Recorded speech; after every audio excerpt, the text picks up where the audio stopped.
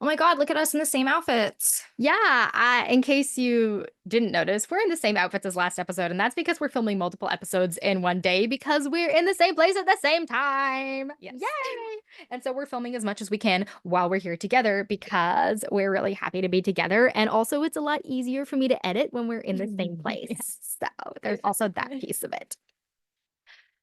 So I'm Artemis, And I'm Hannah. and welcome to MakeShift Podcast.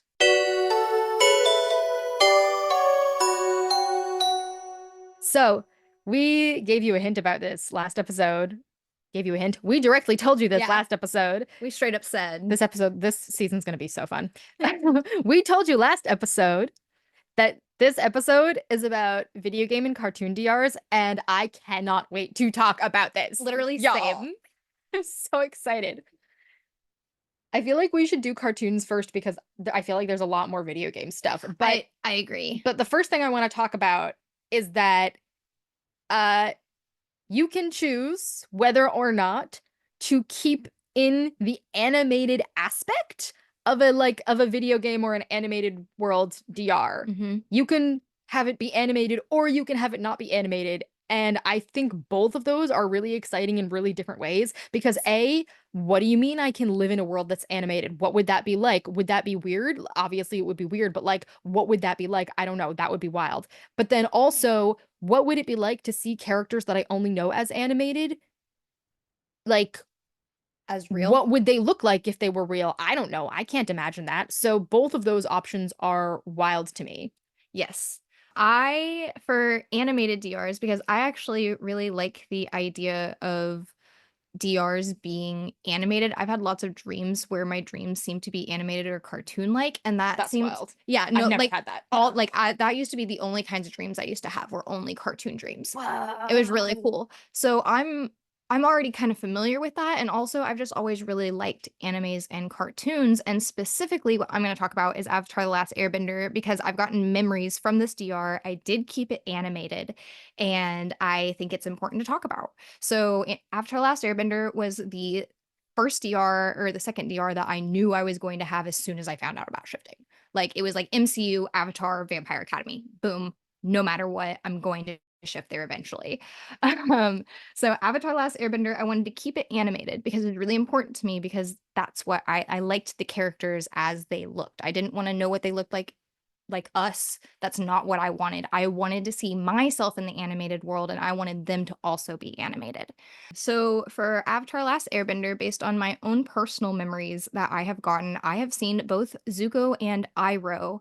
And what is so interesting is that they were animated. So my CR self remembering these, like getting these, like having the memories, knew that what I was seeing was animated. It was a slightly different kind of art style than what's actually in the show, which was kind of interesting because it was in a 3D, not a 2D, but it wasn't like Jimmy Well, it would Neutron. have to be. Yeah, I guess it wouldn't have to be. Can you imagine A 2D experiencing a 2D world? Because we are three-dimensional creatures, which means that we inherently do not actually know what a 2D world is like. I know. Like even our 2D depictions are actually generally 3D 3D. representations of a 2D. So like we don't actually, can you imagine? That's something that I That's like want my that's little weird to think about. if my little sister was a shifter, she would only shift to cartoon DRs and she would probably have most of them be 2D. And I desperately want her to be a shifter so that she can do this and tell me what it's like. Because she would shift to Steven Universe with the original art style, and I need to know what that is. I definitely have a Steven Universe DR. I don't know if I didn't, a lot of mine, I actually haven't scripted whether it stays animated or becomes like this reality. For a lot of them, I've just been like, surprise me. So I made my Game of Thrones DR an animated DR. I haven't told anybody that, but my Game of Thrones DR is an animated DR. So that means that we look the Like, way in the pictures that you Yes. sent me. Oh my gosh. So, I love that my so much. both my Game of Thrones DR and my House of the Dragon, and I guess now I also have a House of the Dragon / Avatar: The Last Airbender DR Which because we'll talk about later. yes, we're talking about all of that later. But Next episode. all of those are animated. I didn't want to experience the world the way that you see it in the TV show. I wanted to see what it would be like if it was like a Disney Pixar like tangled version of those worlds. And I'm really obsessed with the idea of having animated DRs, so literally I'm just in love. I feel like Game of Thrones is actually like a would have been a good one for last episode too. Oh, you're right. I think I mentioned that I shifted to Game of Thrones and House of the Dragon before, though, in that episode. Honestly, I don't remember because ADHD. That's fair. But definitely that's another example of like DRs that like you may because like I potentially have one. Maybe I'll add this to last episode. We're in the same outfits. I could because like I potentially have I just want to like shift to your My version. House of the Dragon DR that you scripted me into, but I don't want there to be any plot. I just want to live and like experience the different like worlds and the cultures in the world and stuff. Oh, we're not doing plot in my House of Dragon DR. Yeah, no, basically I just like want to be what am I your bodyguard? Yeah, you're my I bodyguard. just want to be your bodyguard in Yeah, another reality. And we get to travel. So I like the idea. I don't think you've even seen it, but in the House of the Dragon DR, the way that I envision our relationship is we're very reminiscent of Rhaenyra and Alicent, but if there hadn't been the Alicent getting married and then them having the clashing of friendships, we are just like that. So there's an episode So like this will make sense to you all who've who's seen it, but I haven't seen it, so I have no idea what she's talking I'm about. going to give you an example. So Rhaenyra in one of the episodes is laying in Alicent's lap, and Alicent is reading her a book, and they're talking about things, and Alicent is talking about duty and honor and how, Rhaenyra is the princess and she shouldn't marry somebody. And she says, all I want to do is ride on my dragon with you and eat cake. And that is our dynamic. That sounds right. Yes. That sounds about right. Yeah, that sounds about right. Oh. Yeah. But yeah, so like you can take realities that are not animated and you can script them to be animated if you want to, which is something that I personally do because that's something that really fuels my excitement. And I feel like the more excited and the more energized you feel towards a DR, the easier it is to be connected and therefore shift to it. So anything that makes me more excited to go to the DR or makes me more curious and makes like I feel like curiosity is yeah, right. it helps with the motivation to Yeah. get you to like push for it. I've had a lot of people actually ask me how I keep motivation for shifting the way that I do. And honestly, it is like as soon as I start feeling bored about anything, I immediately shift gears and find another thing to be excited about. Yeah, I feel like that's it for me too, because I never lose motivation for shifting. And I honestly don't understand how you can lose motivation for shifting, because for me, the idea of shifting will never not be exciting. Exactly. And so I don't understand the lack of motivation thing. However, I do understand I've become bored with this one DR that I've been focusing on. I don't feel connected to or I it don't feel anymore. connected to it anymore, because that happens to me all the time. I was super excited about my Make a Mermaids DR all of last month, and now I'm just like, I still want to shift there, but I don't really feel like focusing on it right now. Like I feel like to me that feels like a summer DR, and now it's autumn, and now I want to focus on things like Hogwarts and my base reality, which just takes place in a perpetual autumn. So I just like want to like think about autumn things because I'm in autumn and I'm excited about autumn right now. Right. So like that's, there's nothing wrong with changing gears on DRs. That's something that I actually internalized and carried with me for a really long time. That's why I shifted only to the MCU for 1 year and 6 months straight. Because I didn't do anything else because I was so convinced that that was what you needed to do. And I had to teach myself over time that it was okay to put things aside and be connected to other things. And then you'll never not be connected. It's just a matter so of interesting the how right time. like where we are now compared to like where we were in season 1. I feel like we've like changed some of our opinions on things, which is I feel like my opinions have changed so much because of how many shifts I've had this year. Because last year when we started the podcast, I had one shift to my to an alt CR, and I think I had a grounded shift to Once Upon a Time, but it was only for like a second. Yeah. And then I ended up shifting to a waiting room ungrounded for like 6.5 hours, but it was literally a replica of the house I was already living in. When we've got detailed versions of all of these in season 1. So but yeah, but I'm sure that like even if like we can't pinpoint exactly how we've changed, there will probably be viewers who've like watched them who will be just like, this one thing you've said is different now than when you said it before.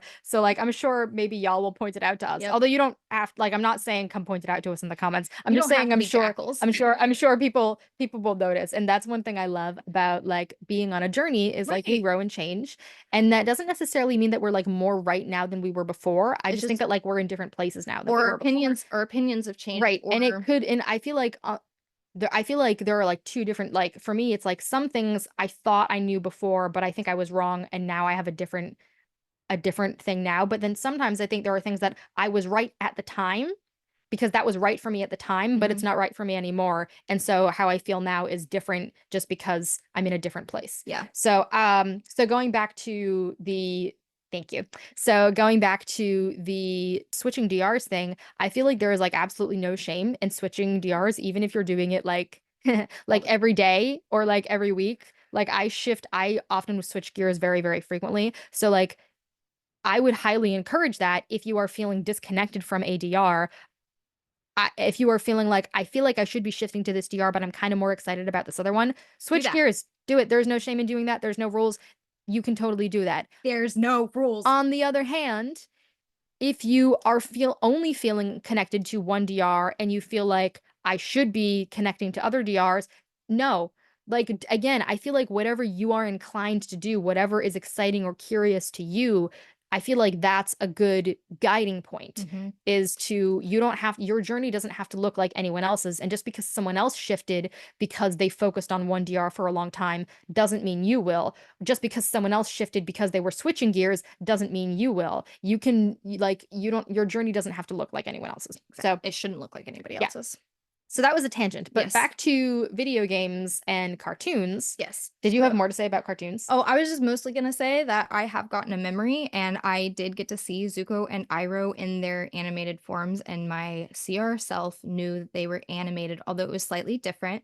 They were like a 3D, but it's not like seeing Jimmy Neutron 3D. It was Avatar, just if I had been standing there. So the memories that I got when my DR self, though, from this memory, did not realize that the world was animated because that's the only experience my DR self has ever had or known. And that's the thing that made this memory so cool to me and why I even wanted to mention it is because That's forking awesome. while my DR self, like my CR self knew looking at the memory that what I was seeing was an animated version of a reality and an animated version of memories from an experience I've had, my DR self had no idea that that was like that's just life. That's just like us seeing like this right now. This is one of the reasons I love shifting because what? Yeah. So, and that's one of the things that I was actually really curious about. That was one of the experiments when I first found out about shifting that I wanted to run for myself, and I ended up getting a memory that proved it, just like our memory that proved the group changes if you don't script. My gosh. This if you have a group DR and somebody scripts something and you didn't script something else, will it happen? And I got memories that prove that even if I don't script it, it will still happen because you scripted it. I do want to clarify though that I only think that will happen if you are like open to it. Yeah, and Like I think it that was because I was open to it. yeah, I think that if you strongly disagree with something that someone else is scripting and they script it, I don't think it'll automatically. But I do also think you should have like I think you should have conversations about those things. I think and we because we have so many group DRs together, I feel like it's important to say that for us and our opinion, I would never script something without talking to you about it first. Exactly. Or I might say, I scripted this or I'm thinking of scripting this. Is it okay? I can change it if you're not okay. Mhm. Like I might script it, but then I might check with you. Yep.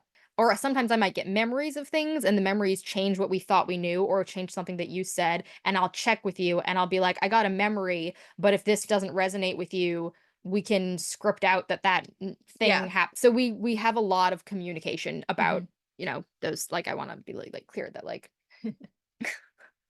that like yeah, that I don't want people to think that like you don't get a choice. Oh, yeah, no, that's If not it you're at all. It was more of a, you scripted something a big change for a major character, and I didn't care about this character, so I didn't care one way or another, but I didn't want to script it because I was like, I don't know if it's gonna happen that way, and I just don't really care one way or another." And then we got memories that it happened, and I was like, "Wow." yeah, and I feel like that works because I feel like your intention is more important than what you literally script. Yes, exactly. And your intention was that we're going to the same place. Mhm. So I scripted it and you got memories of it because your intention was that we're going to the same place. Exactly. So, yeah.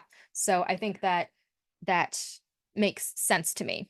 Yep. So for animated DRs, the one thing I did want to mention was that like when you're in the DR, it's just going to seem like life to you. Like it's not going to be weird or disconcerting that the the world looks different than the 3D world that we're used to seeing, I guess. It might be initially, especially if you script that you don't have any memories when you get to your DR. Yeah. Like I think that the whether or not you script that you have like memories of living in that DR when you get there. I know some people script that they know nothing when they get to their DRs and it's just like literally like this version of them being dropped in there knowing nothing. I think if you did that, it might feel weirder. But that wasn't your experience. Yeah. Not at all. And I think it's because my dear self, when I come back to my CR or like when I reflected on this memory from my CR, it was weird seeing it in animation, but my DR self didn't Your clock DR those self things. didn't experience it as weird. Yes. But you here when you came back experienced it as weird. Yes, exactly. So, yeah. Similarly to how when you shifted to a reality where you spoke a different language, Right. that version of you understood that language Perfectly. and didn't understand English. Not at all. But when you came back, it was the opposite. Yes, Which is also wild. Yep, to think about. So you can do like cartoons or animes or video games, and you can keep them in the animated form, or you can script them as real, in which case you can like pick out face claims or actors or people that you want to look like those people, or leave it Or up you to- can do what I do, which is I just want to know what these animated characters would look like if you just took the animated version and turned it into a real person. Right. Because I personally don't like, for the most part, using face claims from this reality. Me either. Because to me, it feels a little weird to see someone who exists in a different form here. Like I don't, I know someone as an actor here, but I script them to be a completely different character somewhere else that like they don't play here. I feel like that would feel jarring to me. I guess it might not if that version of me is used to it, but when you reflect on it, it would but be. I feel like I don't know. But that's just me personally. You might Mhm. not feel that way. Yeah. That's just me. And I do have a couple characters that I have like scripted that I've like scripted face claims for, but actually those aren't even so much face claims as personality claims. Yeah. It's just like it's not just like this person's face. It's like I think that like this is who this person would be in this reality. And actually I don't always even script it. I usually just sort of like have a suspicion and then I'm just like if that's correct, then I'm okay if that happens. But I don't I feel like the only time I like script some like is when I script you Mhm. and my college best friend or sometimes my brother into realities because I feel like I want a familiar face Yeah. and I know that like you're okay with being in all of my Yep. realities and I usually script that you know about shifting in all of my realities so we can talk about that while we're there. Yeah, so it's also an option because I personally am also really curious about like what would animated characters look like if they were real? Like not giving them other people's faces, but like the way they're drawn, how does that drawing translate to reality? Yeah. That I really want to see. That I'm like I love when people like there's this person who's done a series of like Disney princesses if they were real and has like taken the cartoons and made them look real in a way that actually really feels like it reflects the original cartoons. That's what I want for Yeah. animated characters. And the more like animated or pixelated they are, like different styles, that's going to be harder for. But I want that to happen. Yeah. I want to see it. I want to make it happen. So that's something I'm excited for. Yep. And that's all I had to say about cartoons and animations. So. Yeah, we're gonna talk about video games now, which is Mhm. the one I think it's like the topic this season that I am most excited to talk about because just and I have so many. So I think we need to start by talking about The Sims Castaway because we have a joint Sims Castaway DR.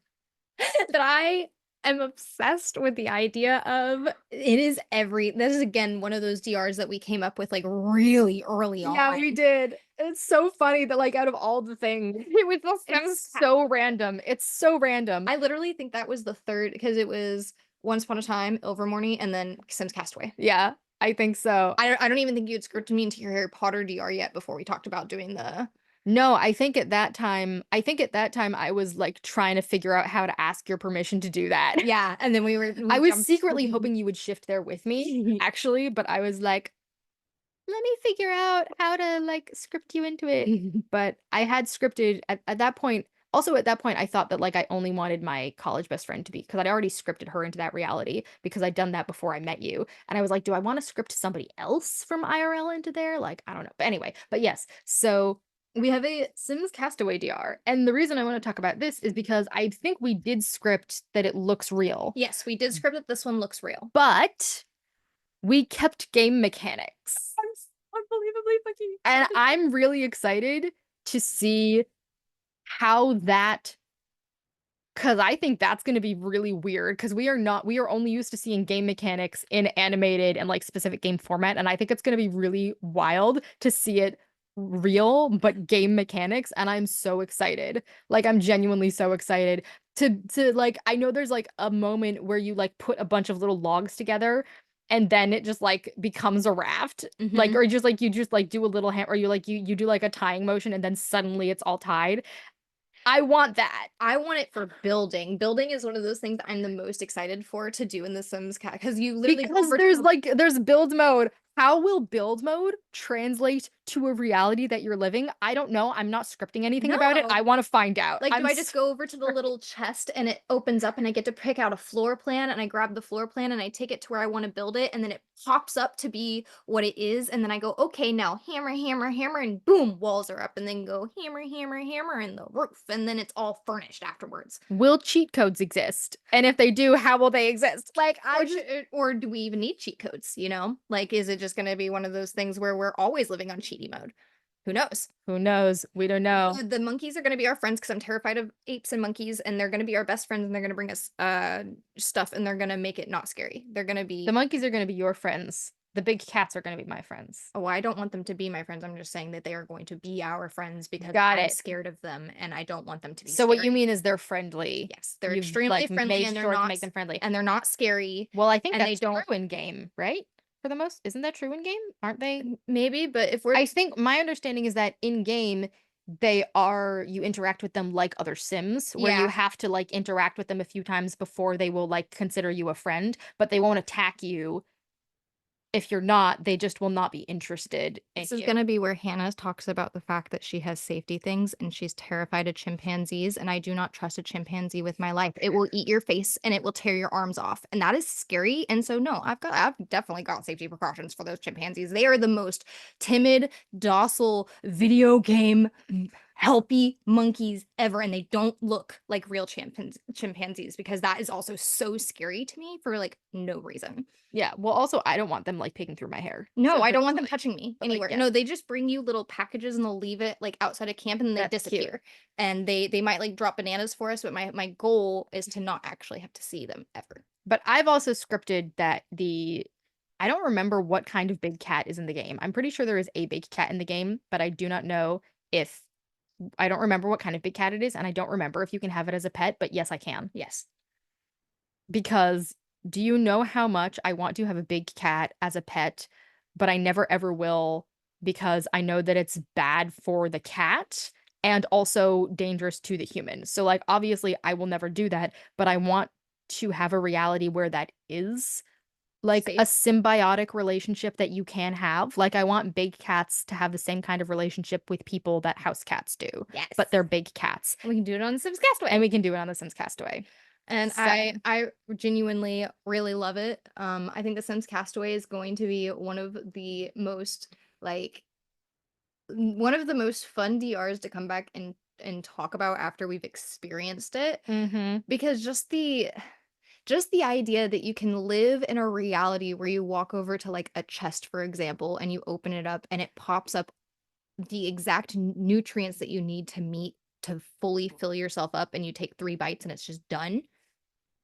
That is the autistic dream Or a reality where you can literally just eat fruit. forever. Because You don't that's have what to we scripted that we only eat fruit and well, that's but also in The Sims, it doesn't matter what you eat. Like, you can live on like, you don't need a fully balanced diet in order to stay living and get all the nutrients you need the way we do in this we don't reality, need to eat because in The cake Sim forever. We would in just would. in The Sims, you just eat whatever's available and your sim will be fine, and that's because we've kept the game mechanics that will be there, and I never wanna eat fish because I like And that. I didn't want to go fishing for fish. Yeah, so she doesn't want to go fishing, and I, even in this reality, I can't eat fish because it's like a sensory thing for me. I can't eat or smell fish. So, we're mostly just gonna be like eating fruit, and I am fine with that I'm because so excited to I sit on a adore beach. fruit. I love fruit. And I feel like this in a weird way, I feel like this is a cozy DR, which sounds weird Yes. because you It's a think castaway DR. because you think that it's like a survival DR, but I think the way we've scripted it, it's not really a survival DR. It's just It's a more of a we're not actually trying to leave the island. We kind of just want to pretend the rest of the world doesn't exist and just like stay here and like eat fruit on a beach. in paradise where every like I can literally just build my own little log cabin mansion and it like a yurt. We can have a yurt. I'm gonna build a yurt in our Sims Castaway DR, and it's gonna be over by the hot springs. So as soon as I leave my yurt, I can walk over to the hot springs, and then boom, hot springs. Like you got me. So I've I just ever want to sleep since on the beach yes, I do too. Ever since I without was actually getting sand in me. and there's You know what I'm and yeah, saying? and that's another thing that goes with the Sims Game Castaway mechanic. DR is that there's game mechanics. So Game sand's not gonna get mechanic. everywhere. There's not gonna be Everywhere. like sand bugs and icky no mosquitoes, Also, no your hair is not gonna no humidity. or like I was gonna say that like if you go in the water, your hair doesn't like it's automatically dry when you come back out, you yeah. know? Like It's just like it is so many like 'cause little there's things like nothing that. weirder there's plenty of stuff weirder, but I am not a huge fan of the sensory feeling of wet hair once I'm out of the water. Like, it's fine when I'm in the water, but when I get out of the water and then I have, like, my wet hair touching me, I'm not a huge fan of that sensory experience. So, like, my hair immediately being dry when I come out is, like, really cool for me. Yep, and I have a lot of I have heat intolerance issues here. I can't be in heat or humidity without having severe physical repercussions for it. And so have like being able to go to like a tropical paradise for instance is something that I want to do really really badly. And the few times I've gotten the chance to, I've gotten so unbelievably sick that I couldn't enjoy my vacation. So this is also an alternative for the physical disabilities that I have in this reality that prevent me from being able to have experiences like being able to go to a beach and genuinely enjoy it. I can do that in my Sims Castaway DR. Yeah. And that's something that brings me a lot of joy because there's a lot of Yeah. sensory issues that come from Mhm. being in those types of places and having a game mechanic in place makes it so that you don't have sensory negative experiences. Yeah. And that is something I'm also unbelievably excited for just to like I'm excited to let my autistic self fully embrace a reality in which I don't have sensory overload or sensory Yeah. issues in any capacity because it's all There's nothing actual well, I mean, I imagine that there will still be, like, senses, well, there will be but senses, but it's not gonna be it's sensory not overwhelm. yeah. I mean, I script out sensory overload in, like, all of my DRs, but it's, like, in a different way, I think, because I think often I will script out the things that cause the sensory overwhelm, or I will script that I just never experience them or come across them, or I will script that that thing just doesn't cause sensory overwhelm for me, depending on the reality or in, like, what is or is not realistic for based on that reality. So, I think I'm the most excited for the Sims Castaway DR. Like, genuinely cannot wait to experience just a tropical paradise I where know. there's no people, no tourists, no money involved in anything whatsoever in order for you to enjoy it. I can go over to a thing and be like, "Oh, I want a cute new outfit," and I can just open a box and I'll get my cute new outfit, and it'll Also, always look good on me. y'all remember that, like, the one time that I potentially mini shifted, I woke up on a beach and I had no idea where I had shifted to? I am convinced that it was either our Sims Castaway DR, although I think this was before we created it, or it was my Mako Mermaids DR, where I live, like, next to a beach. So, I Which don't I'm know which, but I'm pretty sure it's definitely one or the other. and if it was the Sims Castaway DR, I had the Sims Castaway DR, like, on my list of DRs I wanted to shift to, like, before we even started talking or anything. So, So, that's who knows? also who knows? Who knows? Maybe your subconscious knew we were always this was always going to happen, Look, and I mean, I feel like we've been, like, weirdly psychically connected for a long time even before we met, so, like, it would not surprise me. Just, like, too much weird shit. Too Yep. much weird shit. Okay, so I now want to talk about there's multiple categories of video game DRs, but I feel like the two main ones I want to talk about are like video game DRs where you're living in the world of the video game, and then video game DRs where you're playing the game of the video game. So for example, the two ones that I'm going to use to like talk about this are I have a video game DR that is I feel like I might have mentioned this on the podcast in an earlier episode, but I can't remember for sure. I know a lot of people shift to Stardew Valley. I personally was really overwhelmed when I played Stardew Valley because I feel like there's just like I want to experience the entire game and there's too much. So I never really connected with Stardew Valley and I wasn't that interested in the characters. But there was another game that I actually discovered before Stardew Valley. It might have even come out before Stardew Valley, but I could be wrong on that, so no one quote me on that. But there was a another farming sim called World's Dawn, which I, it's only a farming sim because farming exists in it, but farming isn't really the main focus. The main focus is the cute town and the cute characters, and I feel like it's like a farming like the farming aspect of Stardew Valley was actually stressful for me, so like that isn't a cozy DR for me. But like a cute town with cute people who just really have like mostly sweet interactions with each other, that feels like a cozy DR to me. And so World's Dawn, the characters were sort of written that way, where everything for the most part was just like very sweet and there wasn't really any drama in it. The most drama was that like the nature of the town is dying and you have to bring it back by connecting with the nature spirits. Sounds really nice. I know. And I was like, I really like that. So that is my version of Stardew Valley that I am shifting to. And I think I've scripted in some IRL friends there as well. And that is a video game DR where I feel like that will be a life. Like that's a cozy life. I want to live in that town. I want to get to know those people. I haven't scripted whether it's pixelated That's or what not, I was gonna ask if it's or animated. I have left that up to the universe. I'm gonna let my subconscious decide what I actually want to experience because I don't forking know. So so I'm gonna like whatever happens will happen. Whatever I will like best will happen, and I'm just gonna trust my subconscious to figure that out for me because I feel like your subconscious knows where you want to go, but I feel like I don't always consciously know, so I'm Yeah. just trusting my subconscious on this one.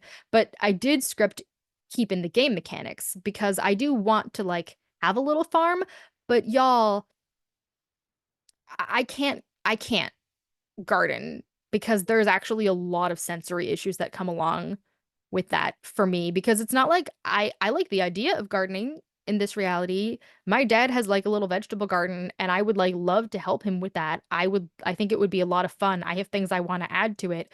But there's just so many sensory things that I can't do it. So in this reality, the game mechanics will allow me to avoid the sensory issues. I don't have to actually dig in the dirt.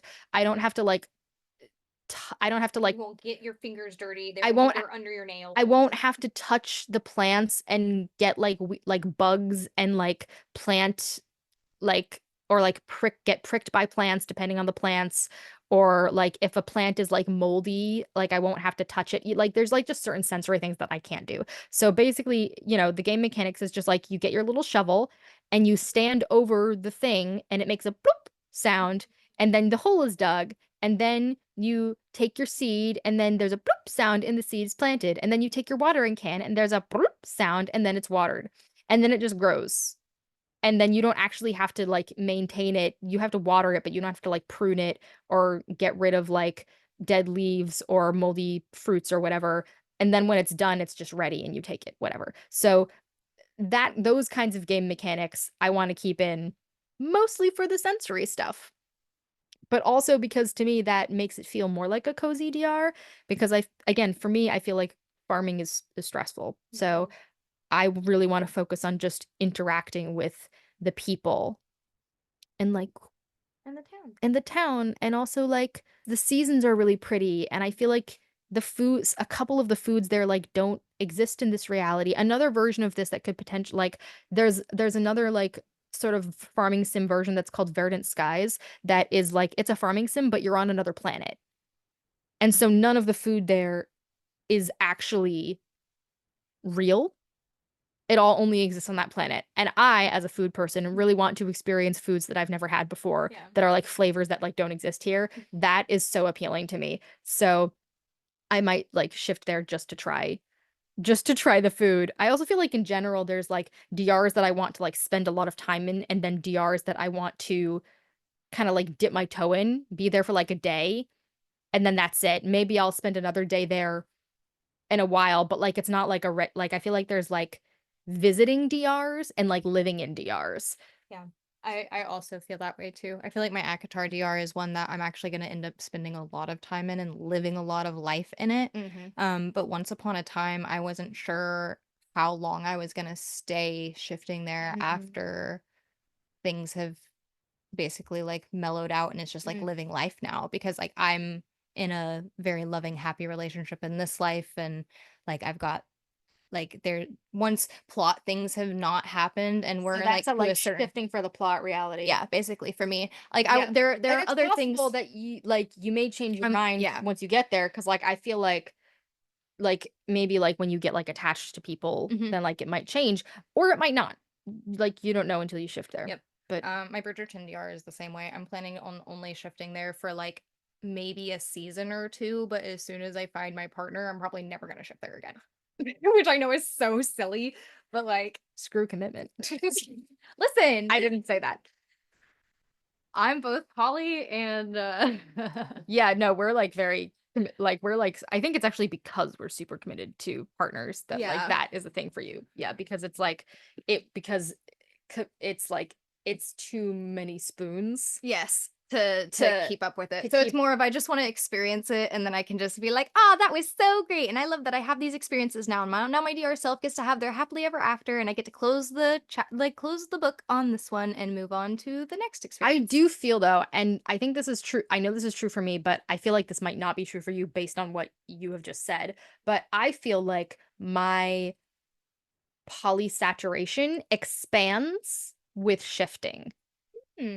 So, for those who don't know, polysaturated is a term in the polyamorous community that basically means your like relationship limit. So, actually, in my view, monogamy is just means that you're polysaturated at one person. For Yeah. me, like that's the difference between polyamory and monogamy is that monogamy means that like your relationship saturated with only one person. Hmm. And then polyamorous people, like not every polyamorous person is like I can date as many people as I want. Yeah. Like for me in this reality, my limit might be 2, maybe 3. But like it depends on how much energy you have, how much time you have. It depends on a lot of things. But I think that like in this reality, my I'm polysaturated at a very low number, but I don't think that other realities count for me because I feel separated. Like I feel like I'm very, very present in whatever reality I'm in. Yeah. And I think this is sort of related to like my ADHD. If I'm not actively experiencing something, I forget that it exists. Like Hmm. I call this like my object ADHD object permanence. And I know that that sounds weird to people who don't have I call it ADHD, out of sight, out of out of mind. sight, out of mind. But this doesn't mean I don't care about the thing or Yeah. that I'm not committed to the thing or that like I regularly forget that my brother exists when Mhm. we don't live in the same space. And I love that kid with my brother is my best friend Mhm. and has been for years and years and years. And I love him like I will never love an this sounds terrible. I will No. never love another man like I love my brother because I'm lesbian. So I will never love a man. But I adore my brother with my full being, but I regularly forget that he exists. So Mhm. it has nothing to do with how much I care about the person or the object. I forget that I have objects that are like really dear and precious to me just because they're in a drawer and I Mhm. can't see them. Yep. So I feel like for me, this will expand my relationship capacity because I will be able to focus only on the relationships that are in a specific DR and not have to worry about the relationships in another DR because the time in that DR is separate from the time in this DR. My energy in that DR is separate from my energy in this DR. So even if I'm like energy depleted or time depleted in this DR, You won't be there. I won't be there. But I also feel like for some people, it might be the opposite. It might be that they can only handle, because another factor is like, could be like the feelings, like you can only handle like I would say there's lots of people that I know that won't shift if they have a like a CR boyfriend, or they won't script an SO because they just don't think that they just like can't handle two relationship, like a relationship in one reality and a relationship Yeah, here. And and that's super valid. yeah. That's super valid. I mean, also some people won't do it because they have, like, their personal moral code, either because, like, their personal morality does not allow for non-monogamy, or because they wouldn't feel like they could have that conversation with with, like, both partners, and you're, like, in that moral view, you would need to be able to have that conversation with both partners. Mhm. So and that's totally valid if that's how that is for Yeah. you. Like, there's no right way, There's like, no right or wrong there's answer no for right or that. wrong answer to that. It's just up to you. For me personally, I feel like my realities are separate. Yeah, I do too. And so, like, to me, what I do in one reality is not relevant to what I do in another reality, Yeah. because they're separate realities and they don't intersect with each other. So, like, I feel like it doesn't I feel like my relationship with someone here doesn't impact my relationship with someone Yeah. somewhere else, unless we're shifting there together, Yeah. and then it impacts it. Mhm. But that's just my personal view, and you don't have to agree with that. It's totally fine if you don't. Yep. And for So, me, it's more about what experiences I want to have and then what experiences I don't want to have. And I think at certain points, there will be times where it's just like, well, there's no more experiences that I mm, would be able to gain from this DR. yeah. So I feel like I will know when the limit is for me to stop shifting to specific DRs Yeah. because I've experienced everything I was supposed to or that I wanted to experience. Yeah, and I feel like for me, the point of life is experiencing things. Me too. So I feel like, for example, if I ever decided not to return to this reality, which I don't think, I mean, I don't anticipate deciding that, but if I've, like, spent hundreds of years in other realities, maybe I would decide that at some point, I don't know. But if I did decide that, it would be because it would not be because I was trying to escape this reality, it would be because I thought I've experienced and learned everything I can from this reality. I Yep. think that would be the only reason I would ever actually never return to this reality. Me too. And I feel like that also is true for other realities, that if I, like, I would leave a reality if I thought that I there was nothing more for me to learn or experience from that reality. And I just realized that that might sound selfish, because it might sound like, well, what about the other people in that reality? Like, they still want to interact with you. And I'm Because just they like, yeah, are. but some version of me, like, it's not that, like, I'm leaving that reality. It's just that my awareness, this version of my awareness is not in that reality. Yeah, because even if you So, leave a DR, like your DR self is always gonna keep living life and doing things. And it's part of the reason why, like for Bridgerton specifically, I was like, oh, I really want to experience this like bachelor style season of something. But once I find my person, well, I've set my DR self up for her happily ever after. So that's all I really wanted for myself. yeah, and I personally believe, I know people have, like, lots of different theories about this, and clones come into some theories and clones don't come into some theories, and sort of my belief about this is that we actually are all of these versions of ourselves, Exactly. and we just happen to be aware of this one at this moment. And I don't believe that the version of me in another reality is a separate consciousness. I believe that it is an extension of this consciousness. You're just not aware of it right I'm now. just not aware of it right now.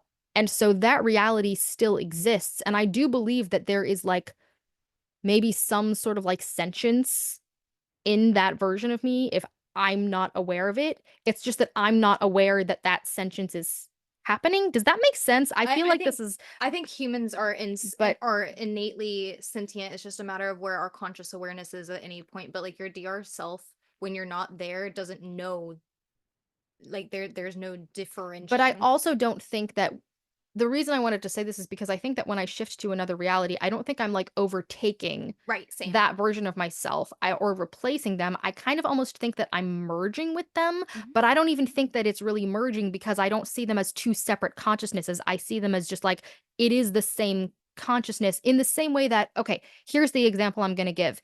In the human brain, technically, each section of your brain thinks that it's the only part of your brain, but but you're still experiencing yourself as only one. You're not experiencing, like, each separate portion of your brain. You're experiencing all of them working together gives you, like, an experience of being sort of like one singular being, but technically they're all working separate, like, they think that they're each the only one. And I feel like that is kind of a good metaphor for how I view shifting, that each version of you in a different reality is like a separate section of your overall spiritual consciousness, And it's sort of as though one part of your brain was suddenly connected to another part of your brain, but neither one of you is aware of That the fact that, like, when you're separate, neither one of you is aware of the fact that there's another version. And when you're merged, neither one of you is aware of the fact, like, you still just experience yourself as one. Is this making any sense? I think it makes sense. I was actually gonna say my last shift that I had, I remembered this reality, but myself in that other reality thought this reality was a dream reality or a dream world. And I that's feel the like that kind of supports what I just yeah, said a little. and that's why I wanted to mention it, and that Yeah. is the second time that that's happened to me in a grounded shift before, where I was fully there, I was fully conscious, I was feeling everything that was going on, and I remembered this reality, but I remembered it like it was a dream reality, and I had to be like, "Oh, well, why am I thinking of those, like, reoccurring dreams that I have or something?" And that Yeah. I think it fully supports your theory. So the way I view consciousness is that our consciousness is actually like experiencing all realities at once, and we are like one section of the human brain, but we think we're the only one Yep. because each section of the brain thinks that it's the only one. So we think we're the only one, but there's actually like, but we're all this, like, we're not actually separate. It's all the same. And if you were to work together with another version of your consciousness, it's still you. Yeah. Like, and I don't know. I'm hoping this is making sense. Anyway, that was a long That's a very tangent, tangent, sorry. but I feel like I'm glad we went on it because I don't think anyone's talked about this, I and don't think so either. I feel like this is a great way of explaining it, and also explaining how, like, when your awareness is not here, like, I don't believe in clones the way people talk about them, Yeah. but I think that this is like sort of my version of that, is that you're just, well, also, okay, I also believe that, like, time is all happening at once. So there doesn't have to be a clone here, because I actually believe that unless you've specifically scripted that time will pass while you're in another reality, that you just return at the exact moment you left. Like, I just think that, like, unless you script otherwise, I think that's how it works. I'll say I know Joan actually on Shift Talk has chosen that's how she doesn't have a time ratio. She just is whenever she shifts to her DR, whenever she chooses to shift back, she shifts back the moment she left.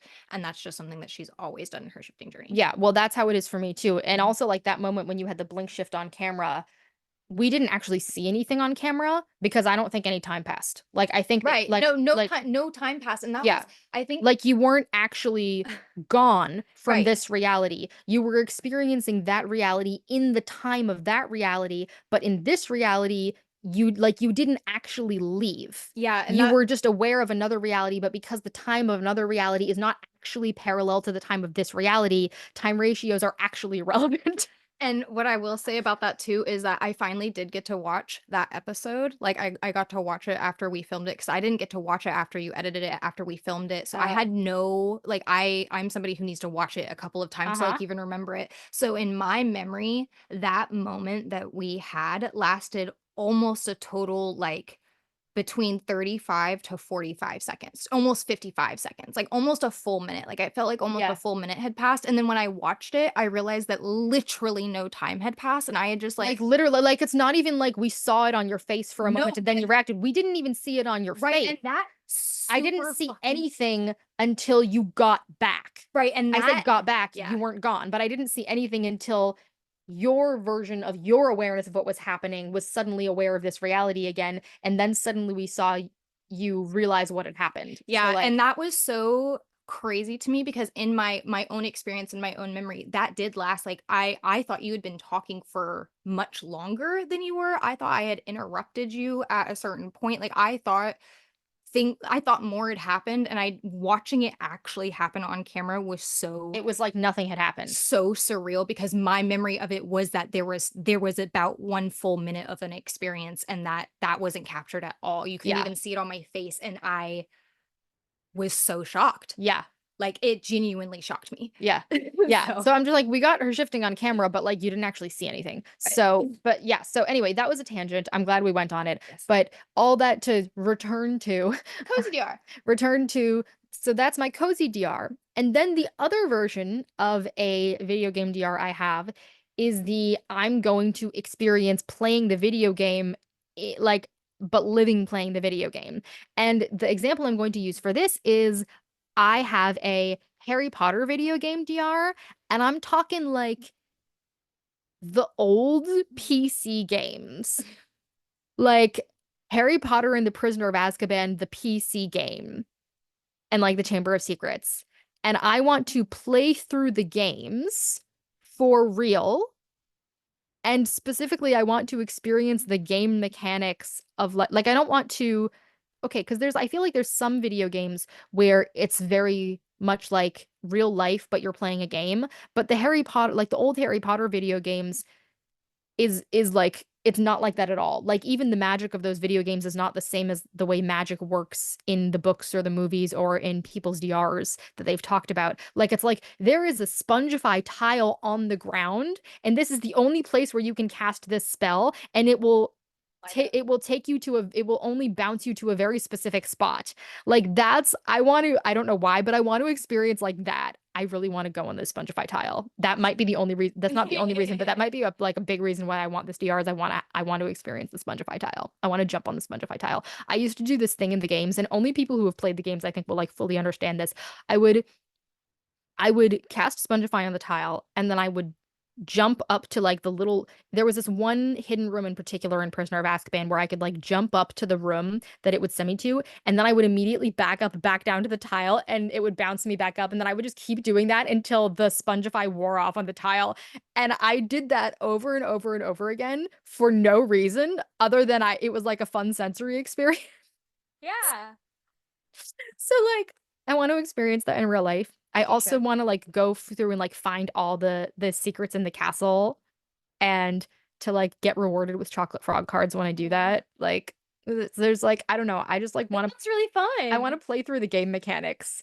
But in this game, you don't die. You just faint and then you start over from the last save point. Like so like that's how I've like gotten around like that aspect of it. I feel like the only thing that I would script differently is there is a moment there is like a whole part of sort of the end game of Prisoner of Azkaban where the developers thought it would be a great idea to have animated skeletons as like a creature that you fight.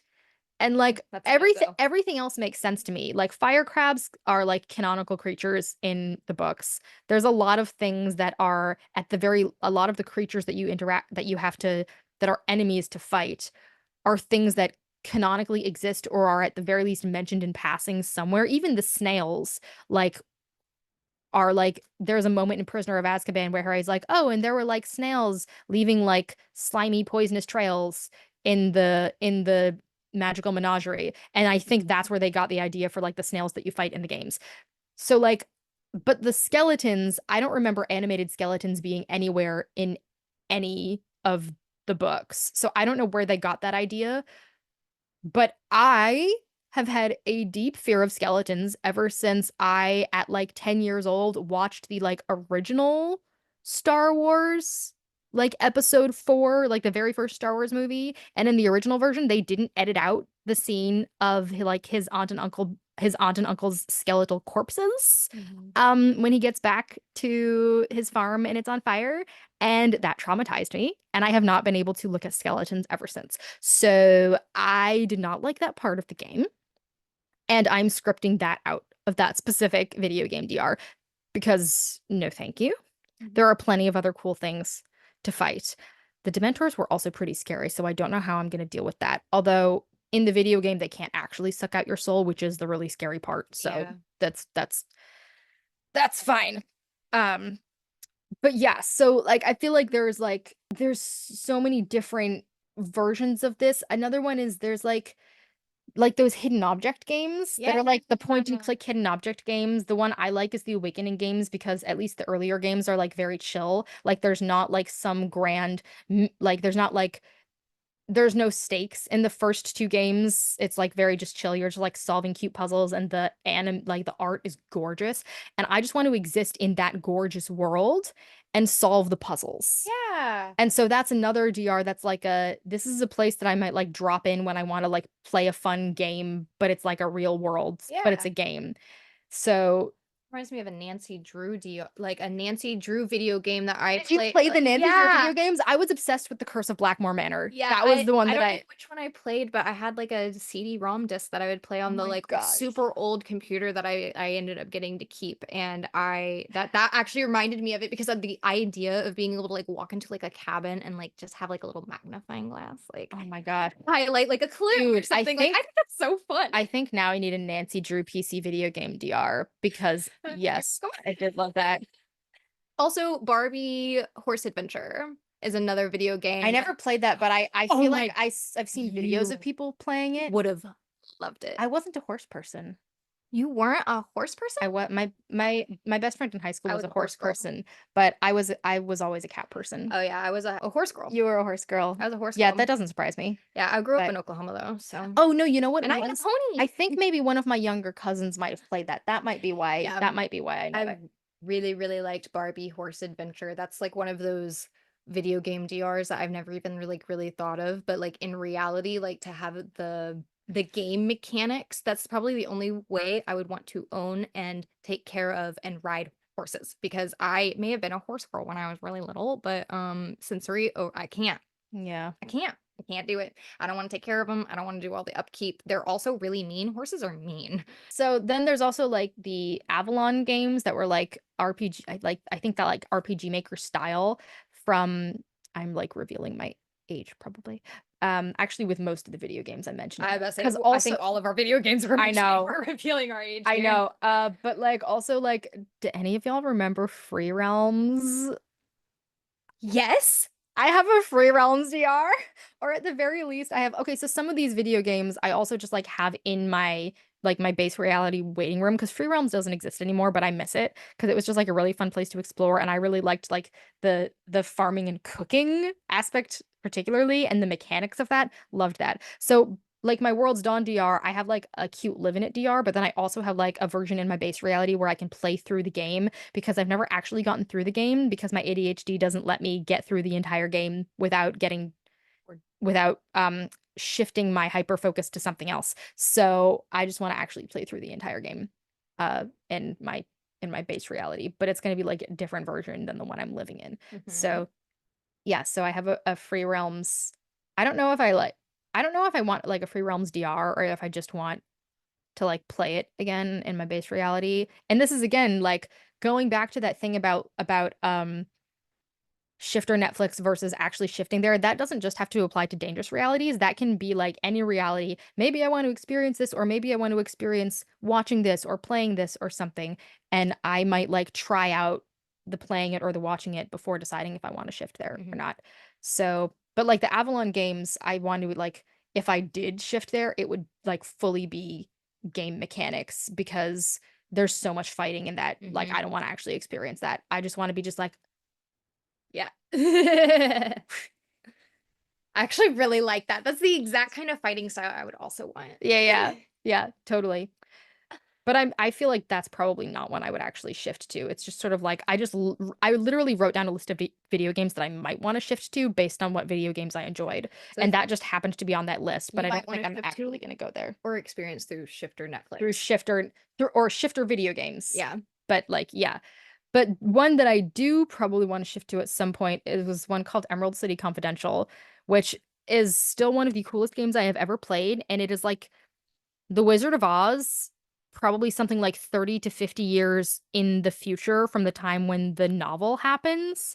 And it is based on the novel. It's not based on, a lot of people don't know that the Wizard of Oz or the Wonderful Wizard of Oz was actually a book written by L. Frank Baum like before the MGM movie came out Mhm. in like 1939. It was already a book, and there was actually a whole series of books that were already like there's not just one book. There's I think there's over 20 books. I didn't really Some remember what it was. there's I know I have like the first 9 on my bookshelf right now. I haven't even gotten through them all. I have a goal to like get through every single Oz book at one point. But there was and when I say there's over 20, I don't know if like L. Frank Baum wrote all of those, but after he died, other people kept writing more stories. So there's so many Oz books and so many characters and storylines that most people don't even know about. But a lot of those got incorporated into this video game. So this video game was based on the books, but it was like Oz 30 to 50 years in the future. I don't know actually how far it was. And film noir style. So it's like a video game, but it's like a film noir video game. So you play a detective. Detective is the only non-canon character. Or no, there's a couple others. But Deja vu. Oh my God, again. I've probably told you about this before. No, no, no. This was This specifically like exact moment. from last night. You know how I was like, I can't remember any of my dreams from last night? Deja vu of this. It's wild. Anyway. My dad has like a wild theory about, you know how I mentioned that thing about the different parts of your brain thinking that they're the only part of your brain? So my dad's theory about why deja vu happens is he thinks that one part of your brain experiences it like gets slightly out of sync with another part of your brain. And so one part of your brain experiences something and the other part of your brain is experiencing it, but because they're slightly out of sync, your brain is like, wait, didn't I just experience this? But it's just that like the other part of your brain is slightly out of sync. That's his theory. I think it's a really cool theory.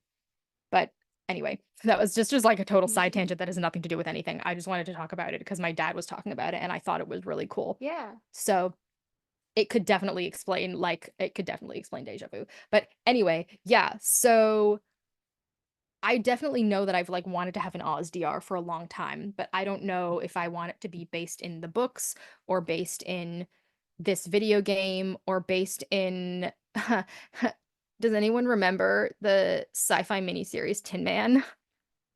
I adored that. I everything I have seen Nick Willing direct, I have adored because he directed like Tin Man and then he directed Alice, which was like Tin Man but with Alice in Wonderland, and then he directed Neverland, which was like both of those but with Peter Pan. Yeah. And that one I have to show you at some point, definitely, because I think you'll really appreciate that one. Well, I think you'll appreciate all of them, but Tin Man is definitely the scariest, and I know you don't like monkeys, so we'll figure that out later. But then even like 10 years before all of that, he directed my favorite ever version of Alice in Wonderland. So I don't know. But so like Tin Man is my favorite adaptation of The Wizard of Oz that I've ever seen, but it's also probably the scariest one. So I don't know if I actually want to shift there. But Emerald City Confidential seems like it would be a fun world to live in, potentially, if I script it the right way. But I definitely want an Oz DR. Of course, I also have a Once Upon a Time DR that's like Oz focused, and I think I might be Ozma in that reality. Who, by the way, so far as I know, is the first canonically genderqueer character to ever appear in at the very least to ever appear in children's literature in like the Western world. Possibly the first canonically genderqueer character to appear in Western literature ever, although please don't quote me on that. I could be wrong, but definitely like in like but yeah, Ozma is canonically genderqueer, in case y'all didn't know that, if anyone actually knows who Ozma is, because she doesn't show up until the second book. But she's a character from Oz, and she is canonically, I would describe her as gender fluid, as I think what her gender is. But yeah, I always identified with her. So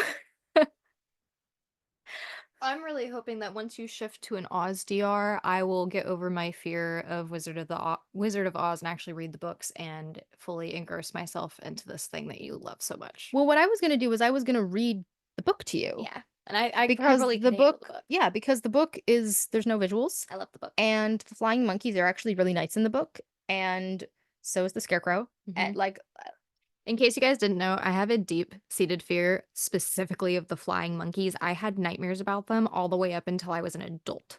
And the scarecrow is not the thing that triggered my fear of scarecrows necessarily. Jeepers Creepers did, but I do have a fear of scarecrows now. So every time I watch Oz and I see the scarecrow, I get so unbelievably just like creeped out for no reason. I do want you to see the scarecrow in Tin Man. In Tin Man, none of them actually look like he doesn't look like a scarecrow. He's just a person. Like they took those things and they made them metaphorical And I would instead of literal. Well, actually, in his case, the no brain thing might be a little more literal, but that's different. But he's not literally a scarecrow, but he's also played by Alan Cumming. Ooh, okay. And anything that Alan Cumming does, I will watch just because he did it. So like I mean, I like literally the first thing I saw him in was Spy Kids, but he's just like such a fantastically talented actor that like his role in Tin Man just seems completely different than his role in Spy Kids. Like I don't even know it's the same person. Like I know it's the same actor because he has a very distinctive face and voice, but like it seems like he's just a completely different person. But anyway, he's fabulous. So anyway, so we went on a lot of tangents. That whole section there will probably also be in the blooper reel because we already have so much footage for episode 2. But of course we do because this is one of the most fun topics to talk about. Right? So, question for our audience. First of all, do you have any cartoons or video games that you are shifting to? And if you do, please, please, please tell us. I want to know. Because we desperately want to know. Oh, we were also going to mention, because like I feel like a lot of people have like a Baldur's Gate VR. Yeah, probably. I thought I was literally gonna be like, oh Yeah. my god, Baldur's Gate Which is like one is that basically the same as just having a D&D DR? I don't know, but like so Baldur's Gate has a very specific story and plot line that is actually can be kind of scary. So there are things that I would definitely like going back to our dangerous DR thing, like scripting around certain things. And I feel like Baldur's Gate inherently does a good job of kind of having a built-in safety network for that because you kind of get I've never played it, although I want to. Yeah, you kind of get a ex machina kind of like, oh, well, this thing should happen, but it's not happening because of this thing. And you also have a guardian that's protecting you the whole time. I mean, I also want to like back to like the dangerous world DRs things too. I feel like it's important to note that like it's not just physical damage happening to you that could be traumatizing. It's like scary things. So yeah. So like it's important to not just script out or script around being physically harmed, but to also be careful of what things might still, because your nervous, like I said, your nervous system doesn't know the difference between a lion. And actually, the example that was given to me, someone was telling me, like, teaching me about the nervous system in the context of like being afraid to turn in to like tell your professor that you didn't do your homework. And they were just like, your nervous system doesn't know the difference between a lion and your professor. That's a really good one. And this I was really like, this was that. like trying to like help me understand my anxiety and like why my body was reacting this way to like, obviously my teacher is not going to physically harm me because I didn't do my homework, but my body doesn't know that. It's still in fight or My flight body mode. is still assuming that I'm being chased by a lion. So this is what I mean when I say like about the things that you about like trying to be aware of trauma and be careful of trauma when you shift and the things that you do or don't want to experience or how you experience them. Again, watching things as a show is very, very different than experiencing them firsthand, right? So playing them as a video game is completely is very different than experiencing them firsthand. I mean, I mentioned like Shift or Netflix, but you could also make it a video game too. Like you could play a TV show. Like you could play The Walking Dead as a video game or whatever. So but yeah, so Baldur's Gate is definitely another one that I think is really a really popular video game. I would probably keep that one animated because of some of the like the beings that are in there. I think they would be really scary in a real life context. yeah. So I would keep it as an animated video game DR, but yeah, Baldur's Gate.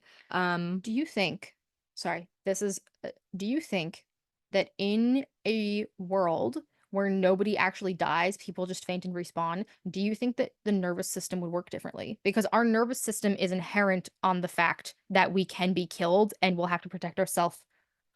So do you think that in a reality where that's not possible, will our nervous systems even work in the same way? I mean, potentially. I think we still experience like adrenaline, but I don't think that we would necessarily experience these are the sort of like weird scientific, like technical, philosophical, technical questions that we think of because we're nerds. Yeah, and I have like a whole list of like shifting experiments that I want to do, and I've gotten answers several of them, like the language one, for instance. I got that answer. I got what does an animated reality look like when you look back on it as your real life self. I got answers to that one.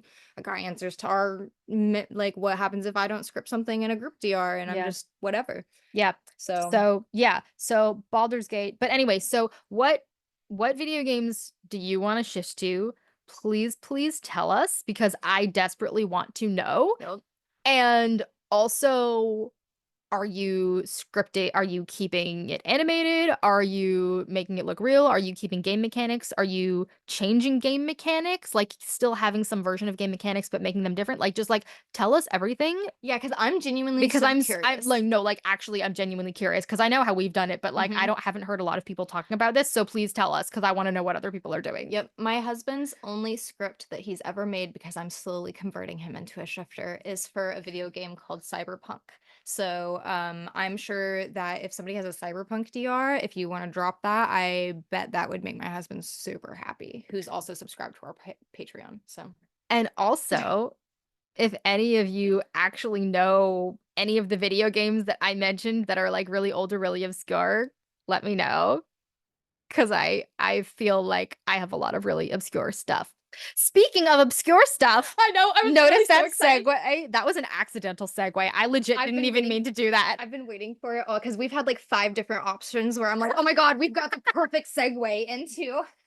This one happened completely accidentally. So, master segue skills. That was totally intentional. Speaking of obscure DRs, that's next episode's topic. We're going to be talking about obscure or like rare DRs. And these aren't just DRs that people haven't been talking about shifting to. We're talking about DRs that come from like fandoms or genres or things that are themselves kind of obscure. Mhm. So like my World's Dawn one is like a video game that even in the video gaming community people don't usually talk about or know about. So obscure DRs.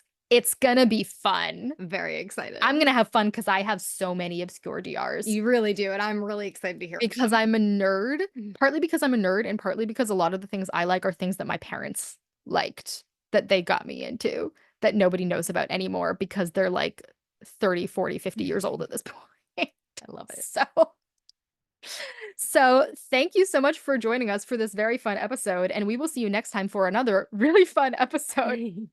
Happy shifting. Bye.